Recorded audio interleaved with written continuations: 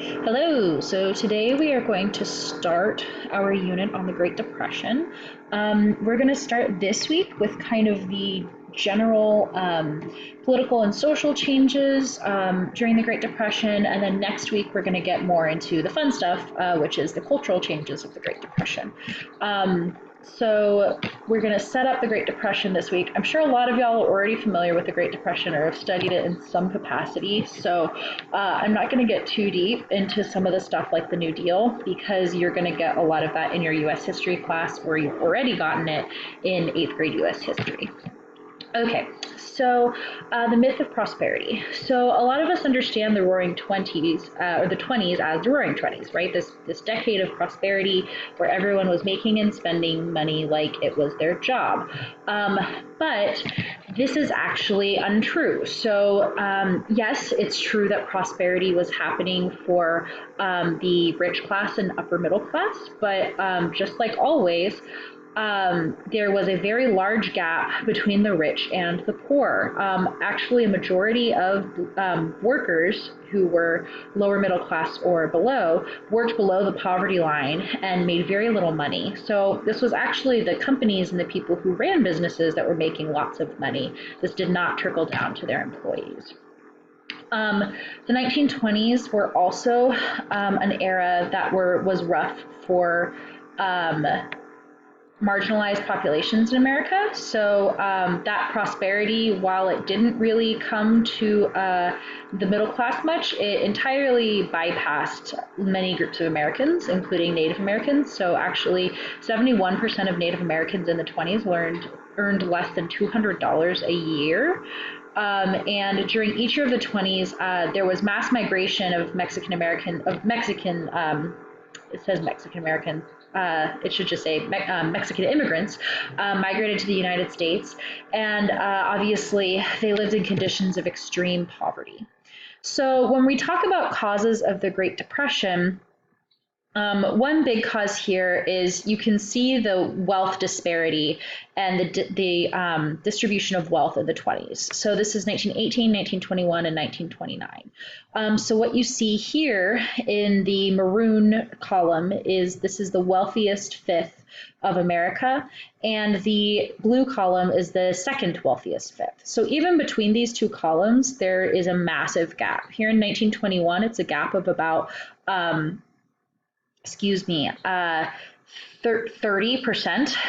This represents how much of the national income they make up before taxes. So there's a gap between the most wealthy and the second most of about 30%, and of almost 50% between the least wealthy and most wealthy Americans. So that maldistribution of wealth is going to slow the middle and poor classes' abilities to spend money and stimulate the economy. So Black Tuesday. We all know this is a stock market crash that occurred on October 29th, 1929. I always remember that. October 29th is actually my sister's birthday, so that's one good thing that happened on October 29th. Black Tuesday was not. It's really important that you remember that Black Tuesday was the result, not the cause of the Great Depression. It was the spark that started the Great Depression. It was not the cause of the Great Depression. The stock market crash just signaled the beginning of the Great Depression. And the New Deal actually would not be what dug America out of depression. America would stay in depression until World War II, when all of the war programs and spending that was happening during the war would get America out of depression, because war is good for the economy.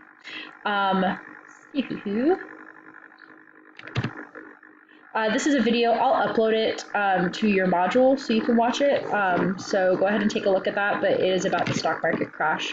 So Black Tuesday, remember, it's not the cause of the Great Depression. The Great Depression was actually the result of financial hardships, income disparity, and other things that were plaguing America and increasing during the 1920s. So, some pretty incredible numbers here. So, by 1933, after the market crash, so market crashed in 29. By 1933, just 4 years later, unemployment was 25% of the workforce. In 1929, the year that the stock market crashed, unemployment was 3.2%. So, it went from 3.2% to a quarter of the workforce in 4 years. Industrial production declined by 50%. So industrial production was cut in half because they were not able to pay people to do the jobs because people were not able to purchase goods.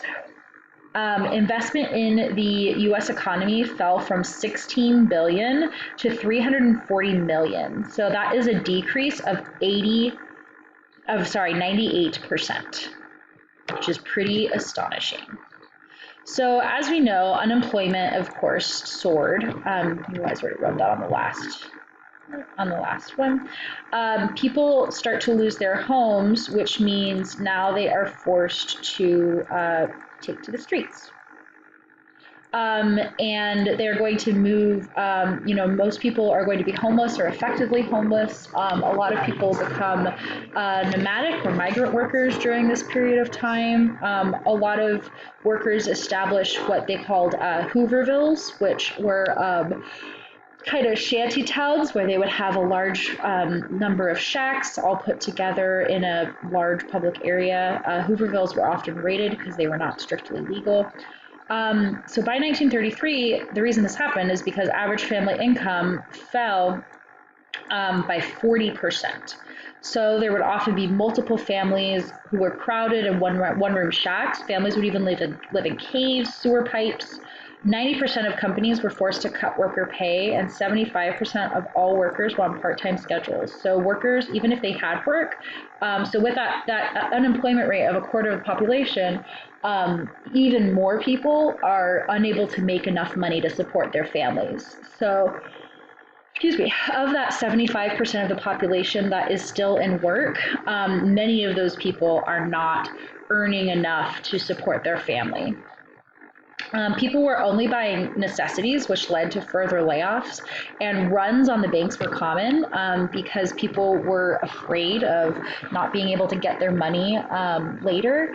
And so they would go and take all their money out of banks, so banks were unable to lend money or provide it for other people. So we can see the unemployment rate here in 1929. Excuse me, goodness. In 1929, we have an unemployment rate of 3 million. Just a year later, that increases to 4 million. And then we have an exponential curve. So it's 8 million in 1931 and all the way up to 12.5 million by 1932. So that's just a span of 4 years.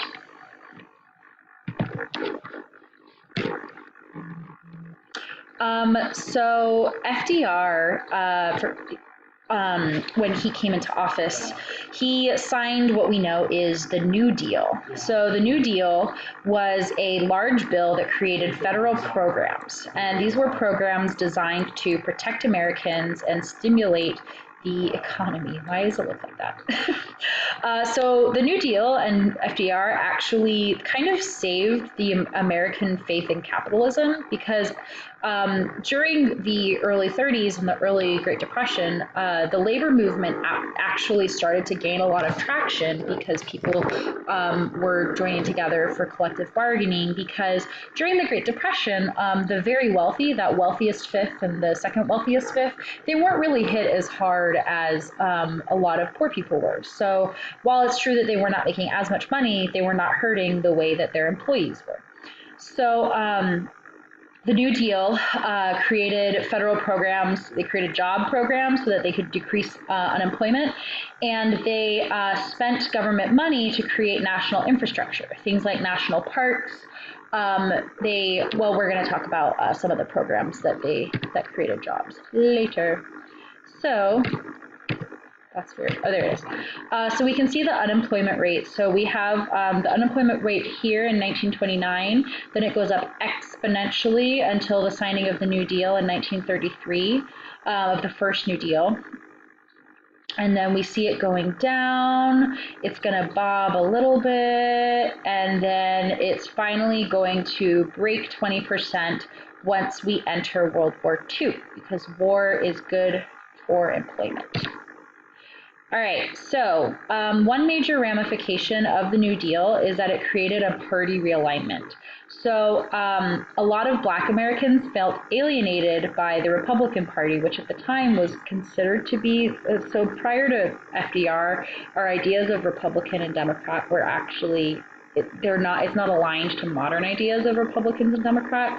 The Republican Party prior to FDR was the one that supported more liberal application of government, and the Democrats were the ones that did not. And with the New Deal, that kind of changed. So Black Americans would switch to the Democratic Party, which is a pretty major political shift. FDR and people of color, as well as Southern Democrats, are going to start to push for an interventionist government, meaning a government that intervenes and that intervenes in daily life. And so what this is going to do is it strengthens the presence of the federal government in American life. And this is something we kind of take for granted today because it's such a big part of our world and we're really used to it.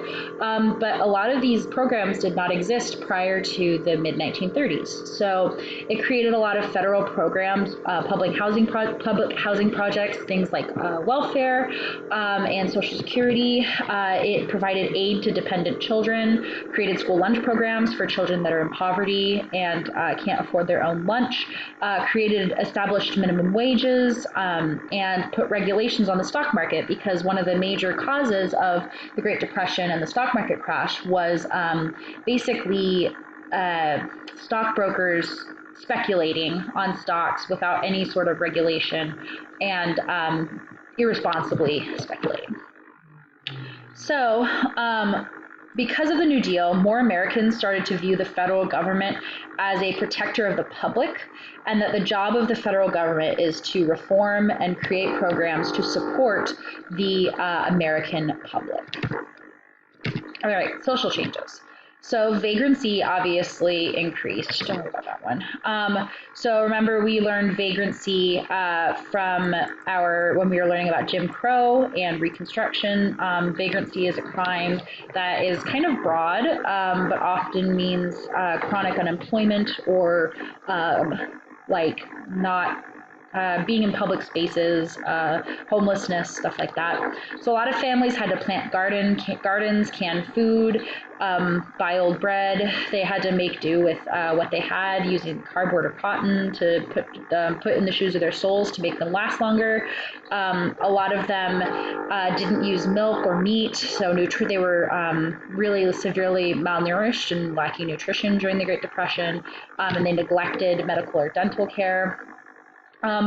With the American family, a lot of couples started to delay marriage because they couldn't afford to start a family, and they would also delay having children. So the birth rate declined, and it actually declined for the first time in American history below the replacement level. So what that means is that for the first time in American history, there was no longer more babies being born than people dying. So the replacement level means that for every person who dies, there is a baby being born to replace them.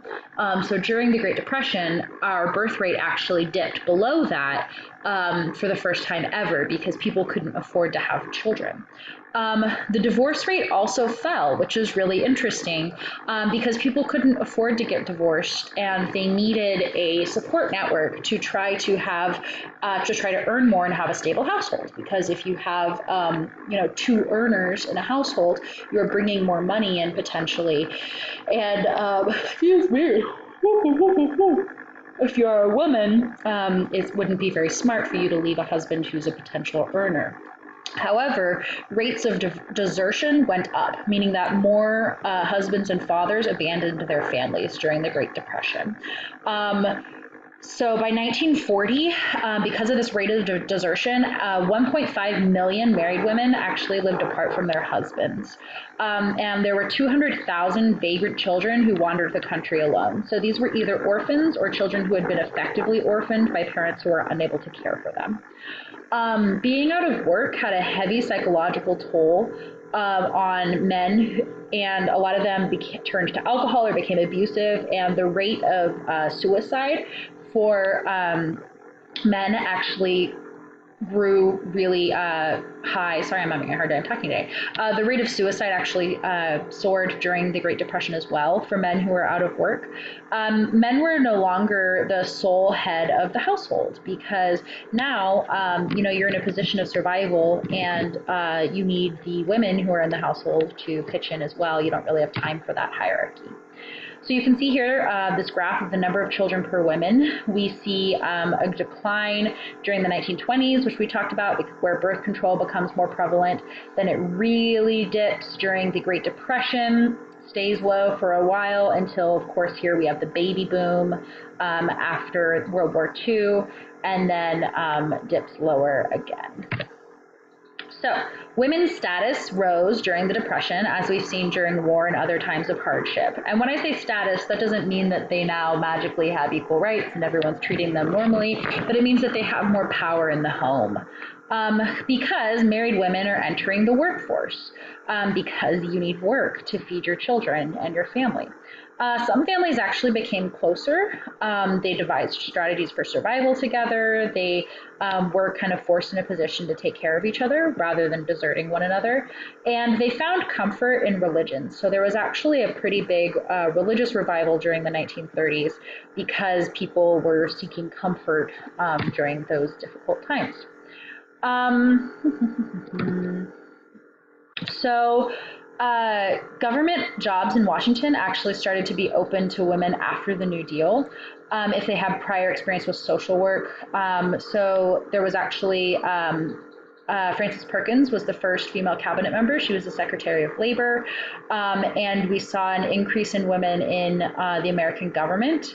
And actually, by the end of the 30s, women held a third of positions in independent agencies and a fifth of jobs in executive departments in Washington. So that's a pretty big increase during the 30s of women entering the workforce. And of course, Eleanor Roosevelt was a huge supporter of the women's rights movement. So when it came to the civil rights movement during the 1930s, 75% of Black voters shifted to the Democrats, which is one of the most dramatic shifts in American history. But Roosevelt stayed away from equal rights and didn't really address the issue of civil rights because he needed support from Southern Democrats. And Southern Democrats were not necessarily going to want a president who was supporting civil rights at the time. So much so that he actually refused to support an anti-lynching bill and a bill that would abolish the poll tax, which was, you'll remember, a special tax that Black Americans had to pay at the polls. His wife, Eleanor Roosevelt, however, did publicly stand up in support of civil rights. So she goes with Ida B. Wells and Mother Jones on our list of rad ladies. So remember, of course, racism, as I've always said, is not just a Southern problem. A lot of New Deal agencies also discriminated against Black Americans. So the National Relief Association would authorized separate and lower pay scales for Black Americans and gave hiring preference to white workers. The Federal Housing Association refused to guarantee mortgages for Black Americans to be able to buy homes in white neighborhoods. There were segregated camps for workers. The Social Security Act excluded job categories to earn Social Security that were traditionally filled by Black Americans. So racism was still happening throughout the country during the Great Depression. And this extended to these new migrant workers who had come to America to fill these roles working in fields and things like that. Okay, so we will talk about pop culture next week. You have a DBQ packet to fill out and then some short answer questions for your assignment this week. So hop to it and let me know if you have any questions. All right.